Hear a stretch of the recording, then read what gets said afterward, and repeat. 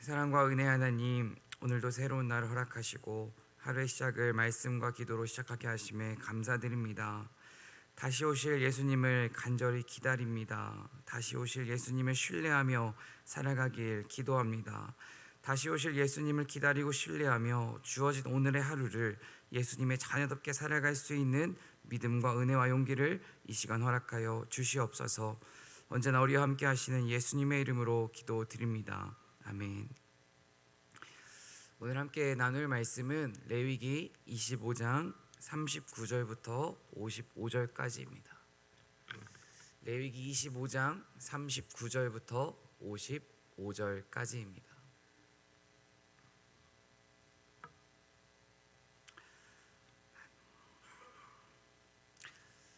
한 절씩 교독하겠습니다. 너와 함께 있는 내 형제가 가난하게 되어 내게 몸이 팔리거든 너는 그를 종으로 부리지 말고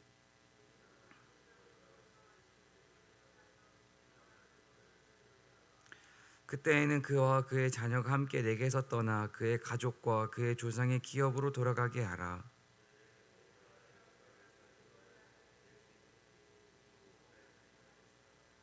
너는 그를 엄하게 부리지 말고 내 하나님을 경외하라.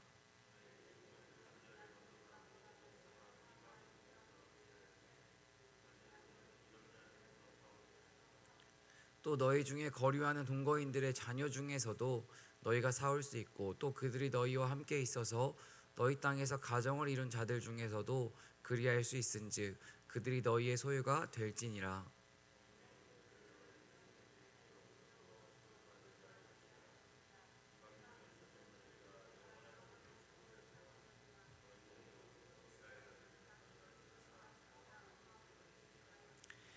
만일 너와 함께 있는 거류민이나 동거인은 부유하게 되고 그와 함께 있는 내 형제는 가난하게 되므로 그가 너와 함께 있는 거류민이나 동거인 또는 거류민의 가족의 후손에게 팔리면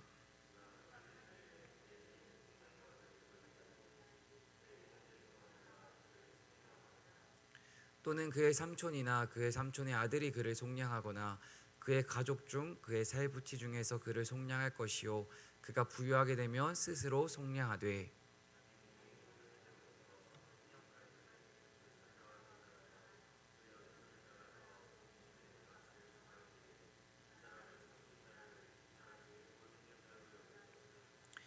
만일 남은 해가 많으면 그 연수대로 팔린 값에서 속량하는 값을 그 사람에게 도로 주고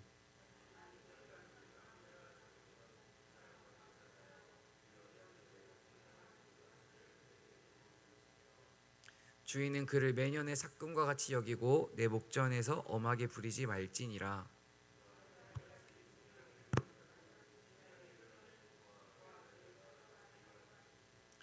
이스라엘 자손은 나의 종들이 됨이라. 그들은 내가 애굽 땅에서 인도하여 낸 내 종이요 나는 너희 하나님 여호와이니라. 아멘.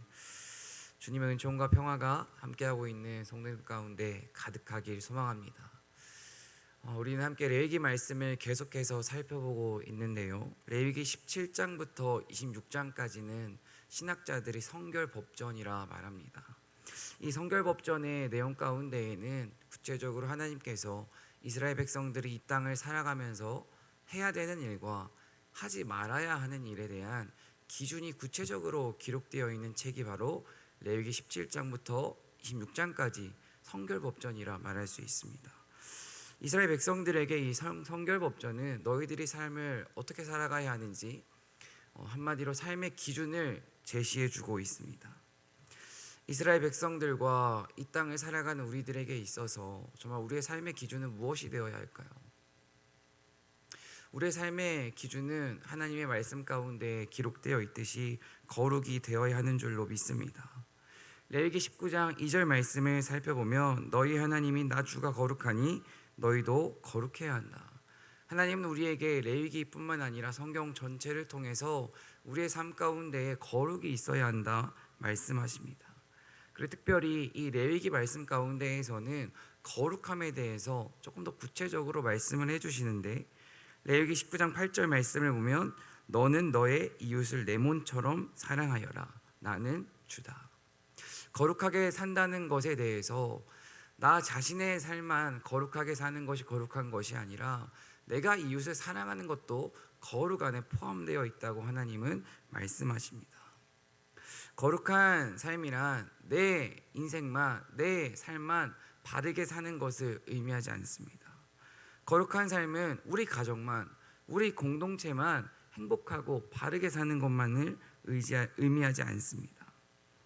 내가 살아가고 있는 세상의 약자들, 소외된 이웃들, 혼자 믿음을 지키며 교회를 다니고 있는 아이들, 지금 이 시간 침수 피해를 겪고 정말 아파하고 있는 사람들, 그들과 함께하는 것이, 그들을 위해 기도해 주는 것이, 그들을 위해 눈물을 흘리는 것이 거룩한 삶이라고 하나님은 말씀하십니다.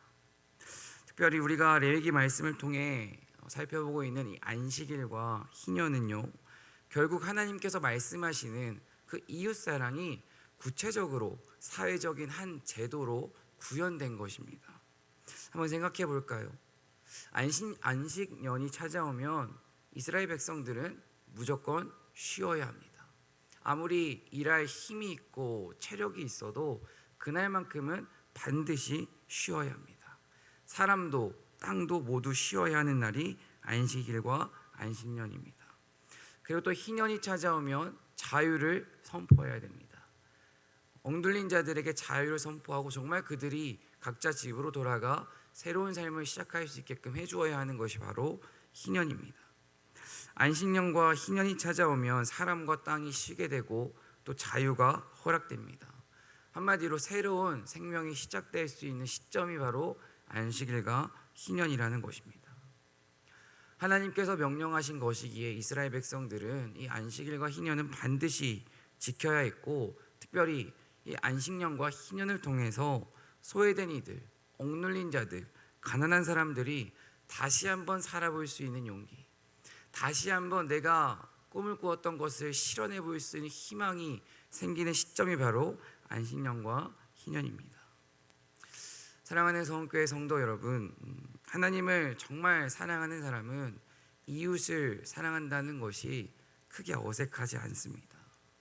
그리고 세상의 불의와 아픔에 저항하고 특별히 이웃의 아픔에 눈물을 흘릴 줄 아는 사람이 하나님을 진정 사랑하는 사람이며 거룩한 삶을 살아가는 사람입니다.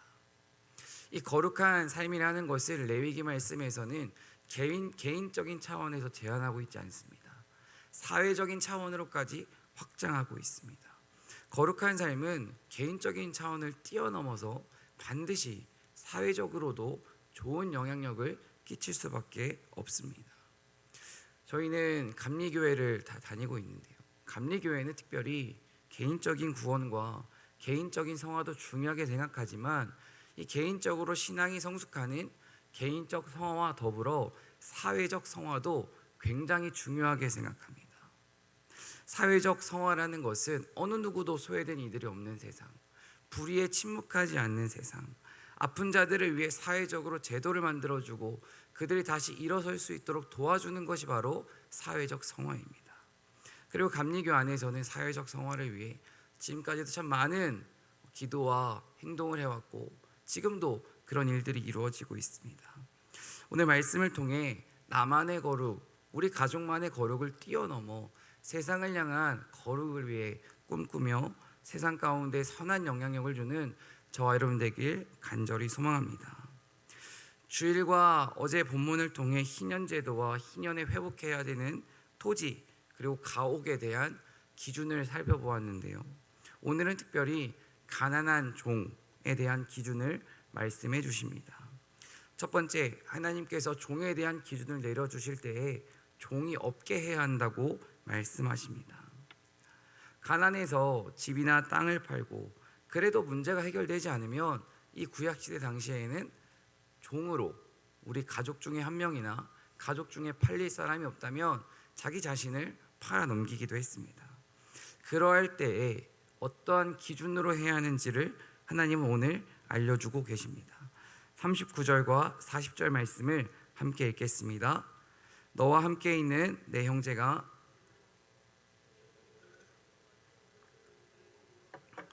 품꾼이나 동거인과 같이 함께 있게 하여 희년까지 너를 섬기게 하라. 아멘.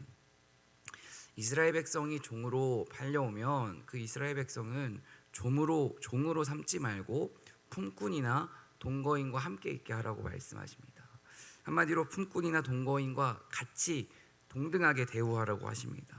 그렇다면 이 품꾼이나 동거인과 같이 대한다는 것은 비록 저 사람이 잘못을 하고 빚을 갚지 못해서 몸이 우리 집으로 팔려왔지만 우리 가족의 한 공동체 일원으로 동일하게 존중해주고 대우해준다는 것을 의미하는 것입니다. 그렇다면 이 이스라엘 백성을 종으로 삼지 말아야 하는 이유에 대해서 42절을 통해 우리는 알 수 있습니다. 42절 말씀을 보면 그들은 내가 애굽 땅에서 인도하여 낸 내 종들이니 종으로 팔지 말 것이라. 이스라엘 백성은 하나님께서 인도하신 사람들입니다. 애굽 세상의 통치 가운데 있던 그들을 하나님이 하나님의 주권으로 그들을 탈출시키셨고 그들을 구원하셨습니다. 하나님께서 직접 그들을 하나님의 백성으로 삼으셨습니다. 즉 이스라엘 백성의 주인은 절대 사람이 아니라 하나님이라고 지금 말씀하고 계신 것입니다. 하나님께 선택받은 이스라엘 백성을 한 사람이 그 사람의 종으로 결코 삼을 수 없습니다. 신약의 시대를 살아가는 우리는 모두 왕같은 제사장들입니다. 이 말씀을 통해 우리가 꼭 기억해야 하는 것이 있습니다. 나만 소중한 것이 아닙니다. 우리 가족만 소중한 것이 아닙니다. 나와 함께하는 모든 이들이 하나님께 선택받은 이들이기에 모두가 소중하다는 생각을 우리는 품을 수 있어야 합니다.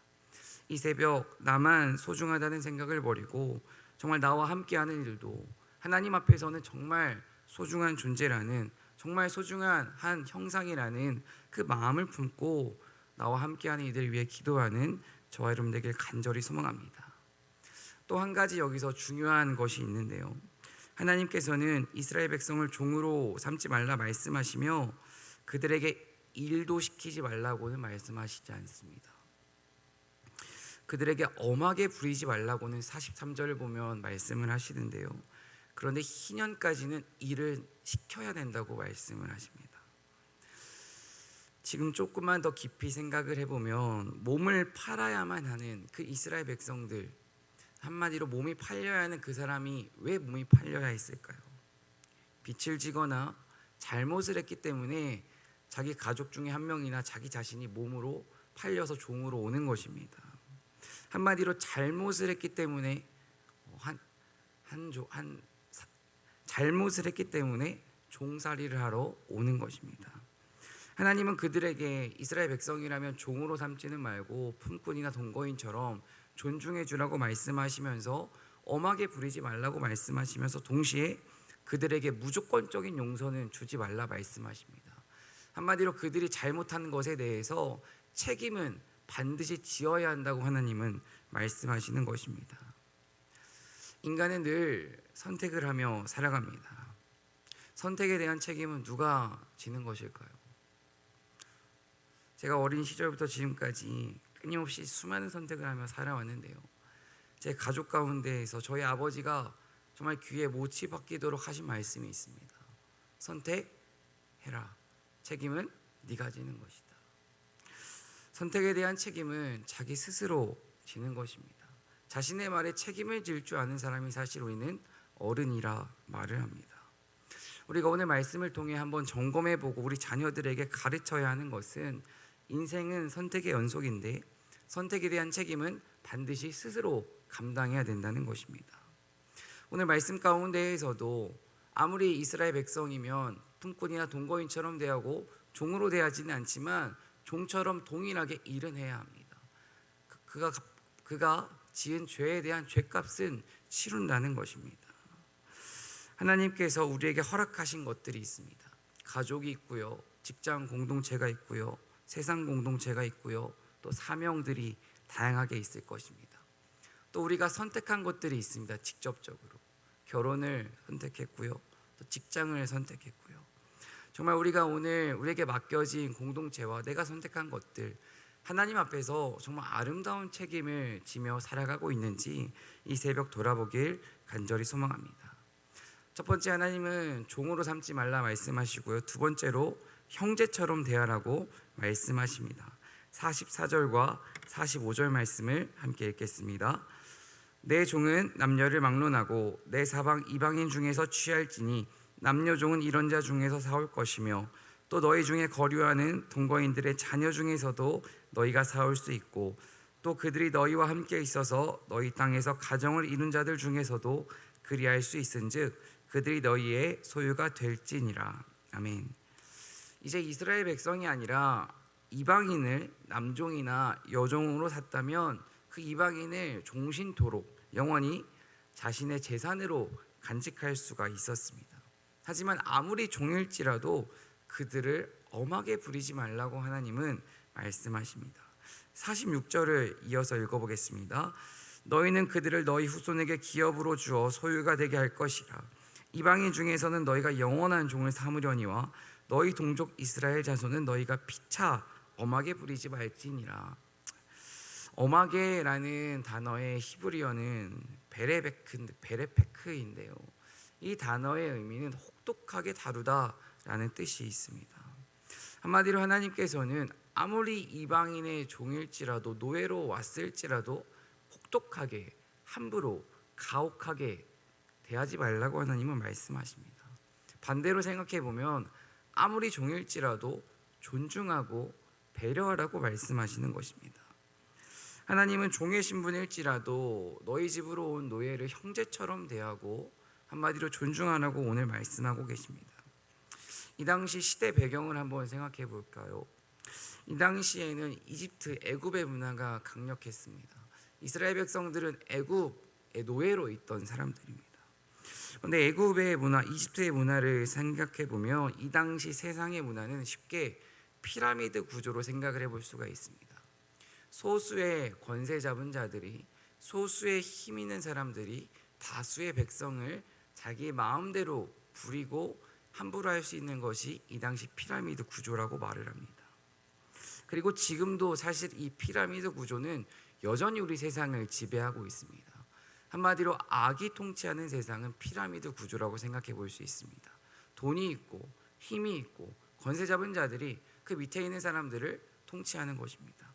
하지만 하나님 나라의 방식을 우리가 기억해야 합니다. 하나님 나라의 방식은 이 세상의 피라미드 구조를 역행합니다.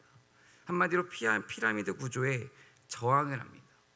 하나님 나라의 신앙의 가장 중요한 원리는 낮아짐과 겸손과 사랑과 희생입니다.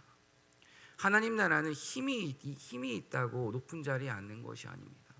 하나님 나라는 돈이 있다고 능력이 있다고 높은 자리에 앉는 것이 아닙니다. 하나님 나라는 오히려 힘이 있으면, 돈이 있고 능력이 있으면 낮아집니다. 낮아져서 더 겸손해져서 더 희생과 섬김의 삶을 살아가는 것이, 그리하여서 오늘 우리가 살펴보았던 사회적인 약자들과 소외된 이들과 연약한 이들을 위해 도와주고 그들과 함께하는 것이 바로 하나님 나라의 원리입니다. 이것을 삶으로 가장 구체적으로 보여주신 분이 바로 예수 그리스도이십니다. 예수님은 가장 낮은 곳 말구유에 태어나셔서 정말 겸손한 삶을 사셨고 십자가의 죽음을 통해 세상을 구원하셨습니다. 또한 믿음의 조상들도, 믿음의 선배들도 돈과 힘으로 복음을 전하지 않았습니다. 그들의 삶을 통해서 특별히 섬김과 순종과 희생을 통해 메마른 땅에 수많은 구원의 역사들을 펼쳐오셨습니다. 사랑하는 성교회 성도 여러분, 오늘 말씀을 통해 특별히 곁에 있는 이웃들을, 함께하고 있는 이들을 나는 어떻게 대하고 있는지 돌아보길 간절히 소망합니다. 특별히 오늘 말씀을 준비하면서 저는 아동부 전도사로 있기에 나는 아이들과 어떻게 함께하고 있는지 돌아보았습니다. 저도 때로는 아이들에게 화가 나서 아이들이 어리다는 이유로 아이들에게 함부로 말을 하고 함부로 대하고 함부로 지시할 때가 있더라고요. 하지만 오늘 하나님께서는 말씀하십니다. 너보다 어릴지라도, 너보다 연약할지라도 함부로 대하는 것이 아니라 오히려 더 존중해주고 배려해주고 사랑하라고 오늘 말씀을 통해 말씀하십니다. 나보다 연약하고 나보고 어리고 나보다 약한 자들을 대하는 나의 태도가 우리의 믿음의 수준입니다. 하나님께서 주신 힘과 물질과 은사와 우리의 능력으로 정말 우리와 함께하는 이들을 함부로 대하는 것이 아니라 나보다 연약한 이들을 세워주고 안아주며 형제처럼 대하는 저와 여러분 되길 간절히 소망합니다. 마지막 세 번째는 하나님께서 사람에 대한 종에 대한 기준을 주시면서 구속자가 되라 말씀하십니다. 47절부터 54절까지 말씀의 내용인데요. 특별히 동족 이스라엘 백성이 거류인이나 동거인에게 팔려갔을 경우 어떻게 해야 하는지 말씀해 주십니다. 가까운 가족이 예를 들어 동족이 거류민이나 동거인에게 팔려가면 가까운 가족 중에 한 명이 구속자가 되어서 희년을 기점으로 값을 계산하고 그 사람을 팔려간 사람을 구하라고 말씀하십니다. 그리고 또한 만약에 가까운 가족 중에 속량할 사람, 구할 사람이 없다면 희년이 되면 무조건 원래의 신분을 회복해주고 자유를 주어야 한다고 오늘 성경 말씀 가운데에 기록되어 있습니다. 이 희년을 통해 한 가지를 기억하기 원하는데요. 우리를 향한 하나님의 진심은요, 자유입니다. 이것을 정말 믿으십니까? 하나님은 우리가 이 땅 가운데서 살아가며 자유를 누리며 살아가기를 간절히 원하십니다. 구약 시대에는 이 안식일과 희년을 통해 자유를 허락하셨습니다. 그리고 제사를 통해 죄에 대한 자유도 허락하셨습니다. 하지만 예수님이 오시고 십자가의 죽음과 부활을 통해 신약 시대를 살아가고 있는 우리에게는 하나님께서 이 십자가를 통해서 진정 자유를 선물로 허락하셨습니다. 예수님의 십자가의 죽음과 부활을 통해 죄의 종이었던 우리는 그 죄의 종에서 해방되어 의의 종으로 살아가고 있습니다. 의의 종으로 살아가고 있다는 것은 죄에 억눌린 자로 살아가는 것이 아니라 과거의 나의 실수와 잘못에 사로잡혀 살아가는 것이 아니라 예수님의 그 십자가의 은혜로 말미암아 복음의 능력으로 말미암아 과거의 죄에서 연약함에서 해방되어 하나님께서 우리에게 풍성히 주시고자 하시는 그 축복을 누리며 살아갈 수 있는 자유를 주셨다는 것을 의미합니다. 오늘 새벽 정말 또 한 가지 우리에게 스스로 물어야 하는 것이 있는데요. 하나님은 우리에게 자유를 선물로 허락하셨습니다. 정말 이 복음의 자유를 마음으로 깨닫고 누리며 살아가고 계십니까? 하나님 우리에게 정말 원하시는 것은 우리의 가정 가운데, 우리의 마음 가운데, 우리의 공동체 가운데 원하시는 것은 그 하나님의 십자가의 은혜로 말미암아 자유를 누리며 살아가는 것인데, 내 삶 가운데, 우리 가족 가운데 정말 세상이 줄 수 없는 그 참된 자유가 있는지 한번 돌아보며 하나님께서 주고자 하시는 그 자유를 간절히 구하는 저 여러분 되길 소망합니다. 말씀을 마무리하겠습니다. 55절 말씀입니다. 이스라엘 자손은 나의 종들이 됨이라. 그들은 내가 애굽 땅에서 인도하여 낸 내 종이요 나는 너희의 하나님 여호와이니라. 아멘. 하나님은 어떤 분이십니까? 하나님은 애굽 땅에서 이스라엘 백성을 인도하신 분입니다. 한마디로 세상의 문화를, 세상의 힘을 이기시고 이스라엘 백성들을 구원하신 분이십니다. 그리고 이것을 지금 우리에게 적용해 보면 세상의 죄 아래에 있던 우리를, 세상의 죽음 가운데 있던 우리를 그 죄 아래에서, 죄의 죽음 가운데에서 구원과 생명으로 인도하신 분이 바로 하나님이십니다. 이것을 믿는다면, 이 하나님의 사랑을 경험했다면 우리가 꼭 기억해야 되는 것은 우리에게 허락된 사명, 하나님을 사랑하고 그 다음 이웃을 사랑하는 것, 이웃의 아픔을 외면하지 않는 것, 거기까지 우리의 신앙이 나아가야 합니다. 이웃을 사랑한다는 것은 꼭 우리의 물질로만 돕는 것을 결코 의미하지 않습니다. 따뜻한 웃음으로 이웃에게 먼저 인사를 건네는 것, 어떠한 일을 칭찬해주고 세워주며 인정해주는 것, 또 울고 있는 이들의 손을 잡아주면서 그들을 위해 진심으로 기도해주는 것, 어떠한 한 사람을 나보다 어릴지라도 인격적으로 대해주며 그들의 삶과 생각을 존중해주는 것, 이것 또한 이웃사랑입니다. 하나님께 받은 사랑과 은혜를 기억하며 오늘 하루 우리의 삶의 자리 가운데에서 이웃사랑을 실천하는 저와 여러분 되길 간절히 소망합니다. 기도하겠습니다.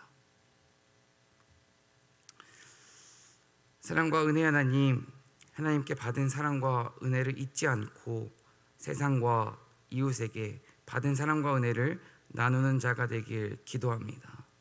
이웃의 아픔과 눈물을 외면하지 않는 자가 되게 하시고, 세상에 눈물이 있는 곳에 우리가 받은 주님의 사랑을 전하는 믿음의 일꾼들이 되게 하여 주시옵소서.